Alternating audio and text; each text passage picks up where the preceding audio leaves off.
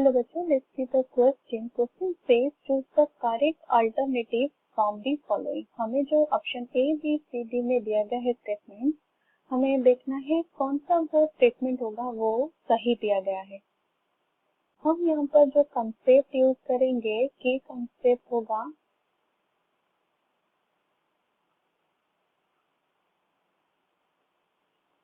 stability of carbocation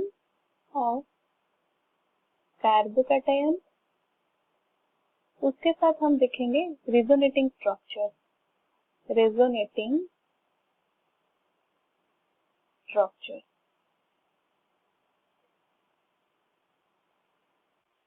तो पहला statement हमें क्या दिया गया है, जो कंपाउंड विथ ब्रोमीन दिया गया है is more reactive than the second compound.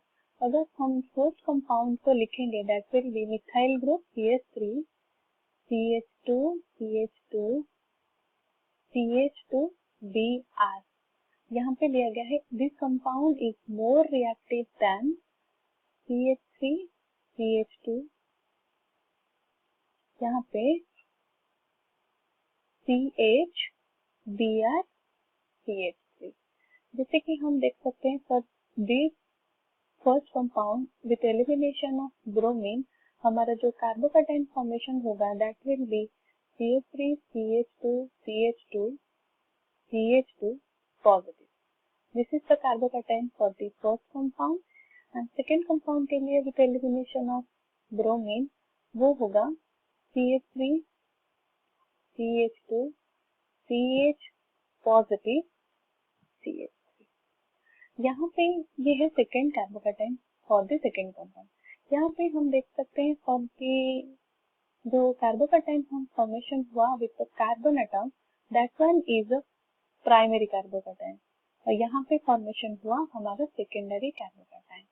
For SN1 reaction जो ऑर्डर ऑफ द रिएक्टिविटी होता है that one is tertiary is greater than secondary greater than primary. क्योंकि टर्शियरी कार्बन में क्या होता है, जो कार्बोकैटायन फॉर्मेशन होता है due to hyper conjugated structure, more hyper conjugated structure,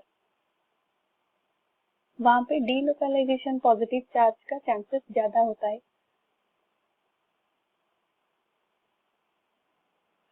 तो वो जो कार्बोकैटायन फॉर्म करेगा that carbocation will be stable carbocation. अगर स्टेबिलिटी ज्यादा होता है it will be more reactive. Stable carbocation के लिए वो मोर रिएक्टिव होगा टुवर्ड्स SN1 रिएक्शन. यहाँ पे हम कंपेयर करेंगे बिटवीन सेकेंडरी और प्राइमरी. तो सेकेंडरी ज्यादा रिएक्टिव होगा प्राइमरी के कंपैरिजन में. तो हमारा जो फर्स्ट अल्टरनेटिव दिया गया है that one is correct. Coming to the second compound और सेकेंड स्टेटमेंट. तो सेकेंड स्टेटमेंट में जो पहला कंपाउंड हमें दिया गया है दैट इज अलाइल कंपाउंड जिसमें दिया गया है यहाँ पे प्रेजेंट होता है ब्रोमीन और यहाँ पे मिथाइल ग्रुप. जो सेकेंड कंपाउंड हमें दिया गया है that another compound is here is the presence of bromine. अगर हम ब्रोमीन को एलिमिनेट करते हैं तो हमारा जो कार्बोकैटायन फॉर्मेशन होगा for this compound will be यहाँ पे होगा पॉजिटिव चार्ज डबल बॉन्ड और विथ एलिमिनेशन Br माइनस ये फॉर्म करेगा यहाँ पे इस कार्बन के ऊपर पॉजिटिव चार्ज. जैसे कि हम देख सकते हैं बोथ की carbocation are at secondary carbocation. तो अभी हम देखते हैं कंपाउंड में presence of the pi electron. तो पाई बॉन्ड के वजह से ये कंपाउंड हमें फॉर्म करेगा एक कंजुगेटेड रेजोनेटिंग स्ट्रक्चर. जो जिस तरह से होगा ये बॉन्ड शिफ्ट हो जाएगा इस बॉन्ड के ऊपर तो हमें मिलेगा डबल बॉन्ड यहाँ पे पॉजिटिव चार्ज. और यहाँ पे अगर हम रेजोनेटिंग स्ट्रक्चर फॉर्म करेंगे there will be no resonance. Due to this resonating structure so this will be stable one. That means अगर वो stable हुआ तो first compound is not यहाँ पे दिया गया है more reactive but it will be not reactive than this for the substitution reaction. तो हमारा this statement will be the wrong one. Coming to the C दिया गया है benzyl bromide is more stable than allyl bromide. अगर हम compare करेंगे between benzyl bromide and allyl bromide benzyl bromide का structure क्या होगा, ये है benzyl bromide with CH2Br। First हम देखते हैं फॉर बेंजाइल ब्रोमाइड, ये हमें रेजोनेटिंग स्ट्रक्चर फॉर्म करेगा, तो इसका कार्बोकैटायन हमारा क्या फॉर्म करेगा, Br minus, the carbocation will B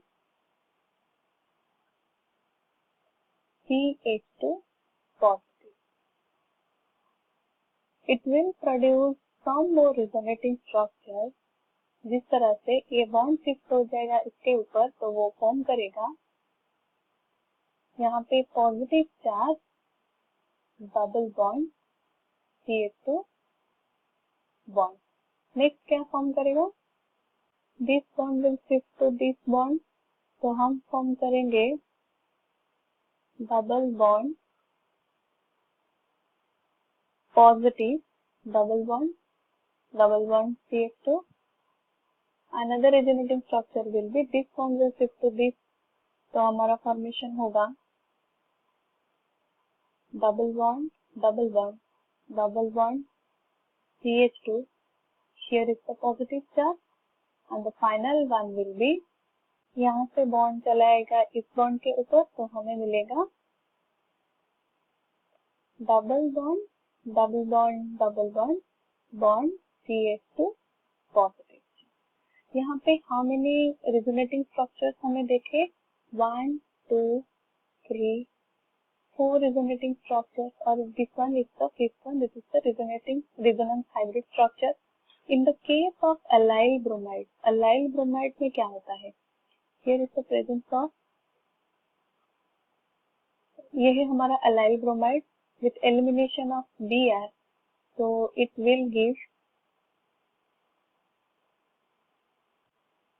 here is the positive charge।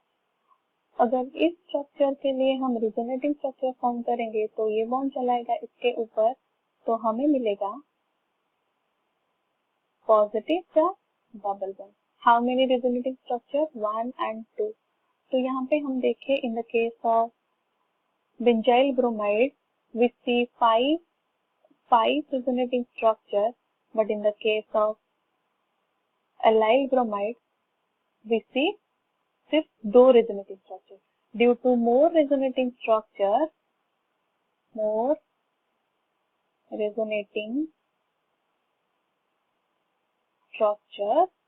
जो benzyl bromide is stable, more stable than allyl bromide। तो हमारा ऑप्शन सी भी करेक्ट हुआ। ऑप्शन डी में दिया गया है tertiary butyl bromide on treatment with alcoholic KOH gives elimination product. D में दिया गया है टर्शियरी ब्यूटाइल ब्रोमाइड मतलब CH3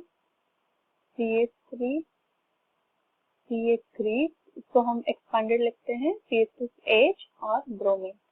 तो जब हम उसको देते हैं अल्कोहलिक KOH तो हमारा क्या होगा, ये Br एलिमिनेट हो जाएगा, ये बॉन्ड चलाएगा इस बॉन्ड के ऊपर तो हमें मिलेगा CH3C bond CH3 double bond CH2, ये हुआ हमारा 2-मिथाइल प्रोपीन।